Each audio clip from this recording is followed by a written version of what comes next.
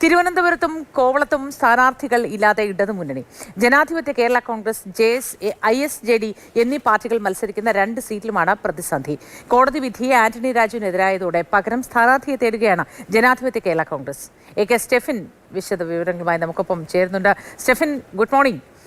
തെരഞ്ഞെടുപ്പ് അടുത്ത് ഇങ്ങനെ പടിവാതിൽക്കൽ നിൽക്കുമ്പോഴുള്ള നിരവധി പ്രശ്നങ്ങൾ നമ്മൾ രാവിലെ തന്നെ ചർച്ച ചെയ്തുകൊണ്ടിരിക്കുന്നു. ഇതുമായി ബന്ധപ്പെട്ട വിശദാംശങ്ങൾ പങ്കുവയ്ക്കൂ സ്റ്റെഫിൻ. മൂത്തി, ഇടതുമുന്നണിയെ സംബന്ധിച്ചിടത്തോളം കഴിഞ്ഞ ദിവസം കേരള കോൺഗ്രസ് എമ്മിന്റെ സ്ഥാനാർത്ഥികളെ പ്രഖ്യാപിച്ചതോടുകൂടി സുസജ്ജമായി ഇടതുമുന്നണി മുന്നോട്ട് പോവുകയാണ്. അവിടെ ഇപ്പോഴും പ്രതിസന്ധിയായി തുടരുന്നത് 2 സീറ്റുകളാണ്. അതിൽ ഒന്ന് തിരുവനന്തപുരം സെൻട്രലും ഒപ്പം തന്നെ കോവളവും. ഈ 2 സീറ്റിലുമാണ് ഇപ്പോൾ സ്ഥാനാർത്ഥിയെ നിർത്താൻ കഴിയാതെ പ്രതിസന്ധിയിൽ തുടരുന്നത്.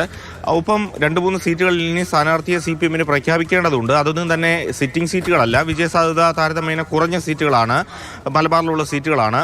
അവിടെയെല്ലാം ഇനി സ്ഥാനാർത്ഥികളെ പ്രഖ്യാപിക്കണം. പൂസോന്തരയൊക്കെയാണ് അവിടെ തേടുന്നത്. പക്ഷേ തിരുവനന്തപുരത്താണ് വലിയ പ്രതിസന്ധി രൂക്ഷമായിരിക്കുന്നത്.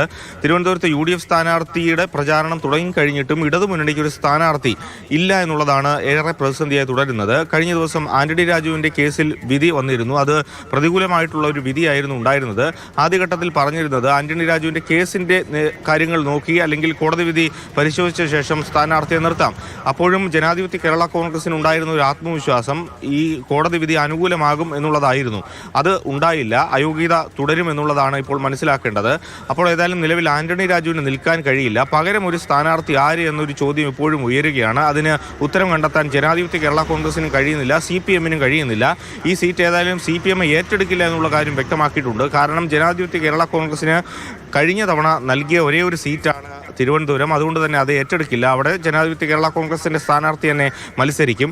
അവിടെയാണ് ഇപ്പോൾ പ്രതിസന്ധി രൂക്ഷമായിരിക്കുന്നത്. ഒപ്പം തന്നെ കോവളം സീറ്റുമായി ബന്ധപ്പെട്ടും വലിയ തരത്തിലുള്ള ഒരു പ്രതിസന്ധി ഉണ്ട്. കാരണം ISJDക്കാണ് അവിടെ സീറ്റ് നൽകിയിരിക്കുന്നത്. ISJDയുടെ മറ്റ് മണ്ഡലങ്ങളിൽ ചിറ്റൂര്, തിരുവല്ല ഉൾപ്പെടെയുള്ള മണ്ഡലങ്ങളിൽ സ്ഥാനാർത്ഥികളെ പ്രഖ്യാപിച്ചിട്ടും ഇതിങ്ങനെ ഒഴിച്ചിട്ടിരിക്കുകയാണ്. അതിൽ മുന്നണിക്കുള്ളിൽ ഒരു പ്രതിസന്ധി തന്നെയാണ് രൂക്ഷമായി തുടരുന്നത്. കാരണം ശരി സ്റ്റെഫിൻ, എന്തോ സാങ്കേതിക തകരാറുണ്ടെന്ന് തോന്നുന്നു. ഏതായാലും തലസ്ഥാനത്ത് LDFന് 2 ഇടങ്ങളിൽ സ്ഥാനാർത്ഥികളായില്ല. അതിന്റെ വിശദാംശങ്ങളാണ് സ്റ്റെഫിൻ പങ്കുവച്ചത്.